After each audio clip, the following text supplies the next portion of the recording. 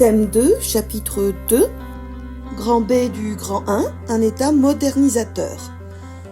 À l'échelle nationale, l'État joue un premier plan dans la modernisation du pays. Il modernise le système bancaire, il soutient l'activité des milieux d'affaires, il adopte le libre-échange pour stimuler la concurrence, il améliore les réseaux de transport et développe les ports. Il lance une politique de grands travaux urbains pour améliorer l'hygiène et la surveillance des grandes villes. Napoléon III soutient l'industrialisation et le développement économique, comme le montre cette lettre de Napoléon III à son ministre d'État. Le moment est donc venu de nous occuper des moyens d'imprimer un grand essor aux diverses branches de la richesse nationale. Donc on voit qu'il y a une politique volontariste, interventionniste de sa part. Depuis longtemps, on proclame cette vérité qu'il faut multiplier les moyens d'échange pour rendre le commerce florissant, que sans concurrence, l'industrie reste stationnaire.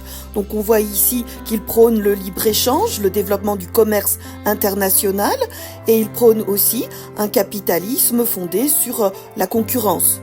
Pour encourager la production industrielle, il faut affranchir de tout droit, c'est-à-dire libérer de tout droit les matières premières indispensables à l'industrie et lui prêter exceptionnellement et à taux modéré les capitaux qui l'aideront à perfectionner son matériel et qui prêtent aux entreprises, eh bien, ce sont les banques d'affaires, dont Napoléon III soutient ainsi le développement.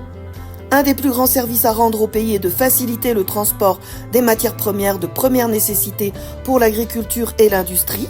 À cet effet, le ministère des Travaux publics fera exécuter le plus promptement, c'est-à-dire rapidement possible, les voies de communication, canaux, routes et chemins de fer, c'est-à-dire les infrastructures de transport, qui auront surtout pour but d'amener la houille, c'est-à-dire le charbon, et les engrais sur les lieux où les besoins de la production les réclament.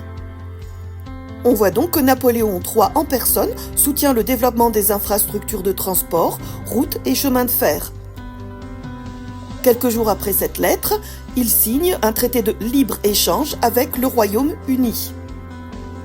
Les expositions universelles sont les vitrines de ce développement économique. Ici, on a l'inauguration de l'exposition universelle de 1855 par Napoléon III lui-même, organisée en réponse à l'exposition universelle de Londres de 1851.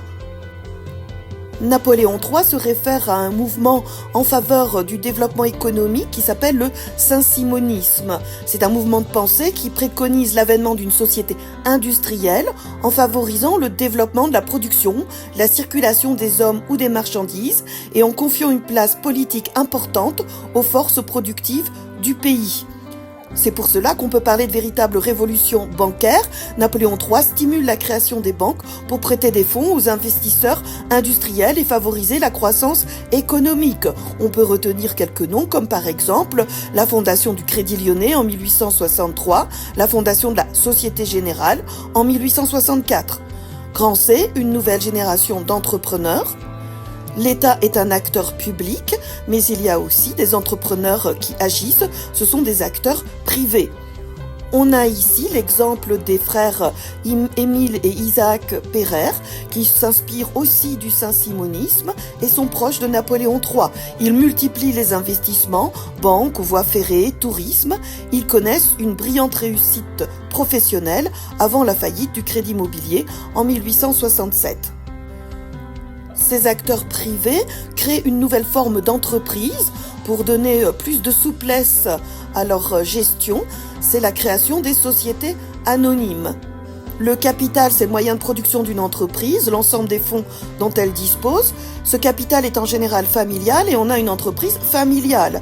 Dans certains régimes, l'entreprise peut appartenir à l'État. Elle est à ce moment-là nationalisée. Par exemple, c'est la SNCF en 1937 en France.